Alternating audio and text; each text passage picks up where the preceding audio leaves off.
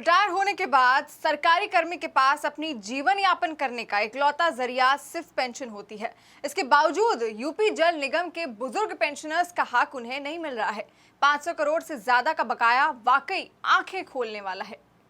उत्तर प्रदेश जल निगम में 13,000 पेंशनर्स हैं। इन बुजुर्ग पेंशनर्स का वाजिब हक बड़े अफसरों की कार्यप्रणाली के कारण वर्षों से लटका है। कितने एमडी आए, कभी इंजीनियर आए, कभी आईएएस आए, लेकिन बुजुर्ग पेंशनर्स की सुध लेना गवारा नहीं समझा गया।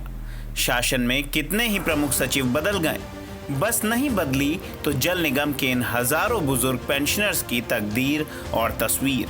कभी महीनों तक इन रिटायर कर्मियों की पेंशन फंसी रहती है, तो कभी ग्रेजुटी व जीपीएफ वर्षों सिर्फ फाइलों में ही जिंदा रहता है।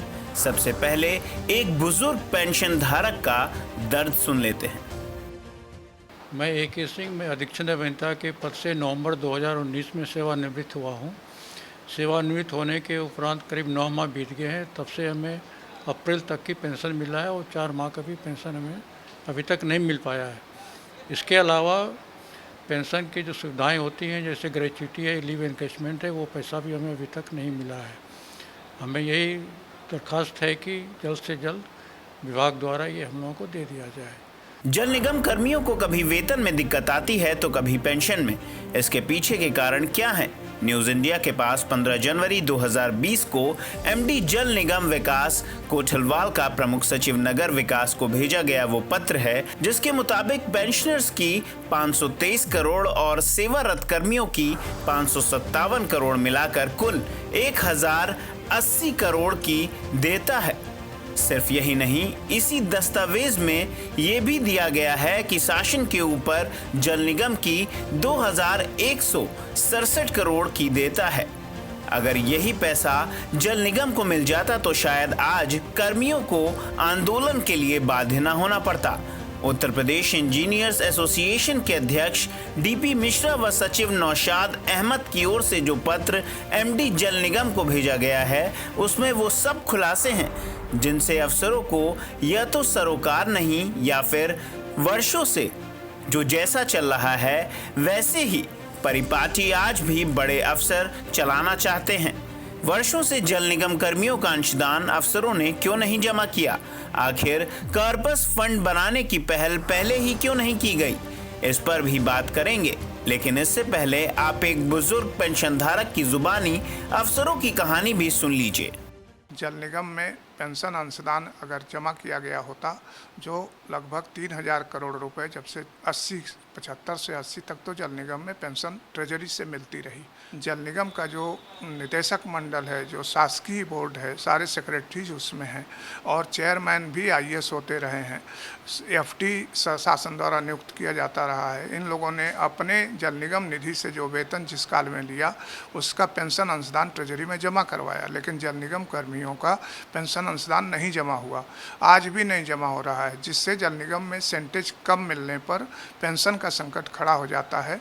तो इस संकट से जल निगम कर्मी बचे रहते, पेंशनर बचे रहते हैं। एमडी जल निगम विकास कोठलवाल के मुताबिक अंशदान न जमा करने व 523 करोड़ बकाये की बात गलत है। साथ ही शासन के ऊपर बकाये की रकम भी इतनी नहीं है। इसके कुछ तकनीकी पहलू हैं। फिलहाल निगम कर्मियों को अप्रैल तक वेतन व पेंशन जारी किया गया है। दोनों का मिलाकर महीने में 72 करोड़ का भुगतान किया जाता है। एमडी के निर्देश पर जल निगम के निदेशक वित्त राज प्रताप सिंह ने न्यूज इंडिया को बताया कि अगर पूर्व में जीपीएफ पेंशन का कॉर्पस फंड बनाया जाता तो आज ऐसी दिक्कतें न खड़ी होती। जल निगम में जो अफसर प्रतिनियुक्ति पर आए हैं, उनका अंशदान यहीं से जमा होता है। पेंशन धारकों को समय से भुगतान का पूरा प्रयास हमेशा रहता है। 1 अप्रैल 2005 के बाद से नई पेंशन व्यवस्था के तहत 10% अंशदान काटा जाता है। हालांकि जल निगम कर्मी पहले से अंशदान न कटने की बात जोरदार तरीके से उठा रहे हैं। साथ ही निदेशक वित्त के ऊपर अपना 5.5 लाख का अंशदान काटने का आरोप लगाया है। निदेशक वित्त आरपी सिंह के जवाब में जल निगम कर्मियों ने यह भी कहा कि पूर्व एमडी राजेश मित्तल, एके श्रीवास्तव, अनूप सक्सेना जैसे बड़े अफसरों को रिटायरमेंट के बाद बकाये का सामना करना पड़ रहा है, तो छोटा कर्मचारी आखिर कहां जाए? आप भी अब एक और रिटायर्ड बुजुर्ग जल निगम कर्मचारी का दर्द पुनः सुन ही लीजिए। मैं प्रकाश चंद्र गुप्ता मई 2018 से रिटायर हुआ हूँ।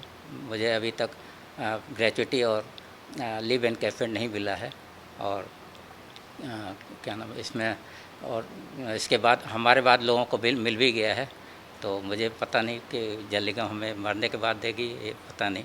लेकिन ये कि और दूसरी बात है, बच्चों के अभी तक शादी नहीं पा रही, हम कैसे करेंगे, ये हमारे लिए बहुत बड़ी समस्या हो गई है। जल निगम कर्मचारियों ने सीएम योगी व राज्यपाल आनंदीबेन पटेल को भी पत्र भेजा है, जिसमें जल निगम का शासन के ऊपर बाकी 2100 करोड़ की राशि को 1980 के बकाये पेंशन अंशदान के रूप में समायोजित करने को कहा गया है। साथ ही ट्रेजरी में पेंशन जमा करने समेत पावर कॉरपोरेशन की तर्ज पर पीएफ ट्रस्ट बनाने की भी मांग रखी गई है।